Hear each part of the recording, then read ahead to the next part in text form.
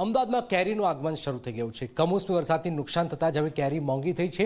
બજારમાં કેરીની ખૂબ જ માંગ છે, પરંતુ આવક ઓછી છે। વરસાદના કારણે કેરીની ગુણવત્તા પર અસર છે।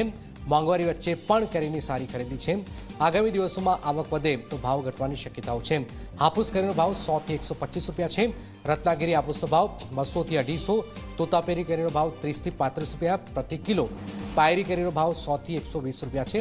હજુ કેસર જે કેરીનો રાજા કહેવાય છે, કેસર હજુ માર્કેટમાં આવી નથી। કેરીનો પાક આ વર્ષે ઓછો થવાનો છે। પહેલેથી જ પાક લિમિટેડ હતો, ઉપરથી આજે માવઠું થયું છે અત્યારે લાસ્ટ વીકમાં, એના કારણે કેરીના પાક ઉપર ખૂબ અસર છે, ખાસ કરીને કેસર કેરી અને વલસાડી હાફૂસ।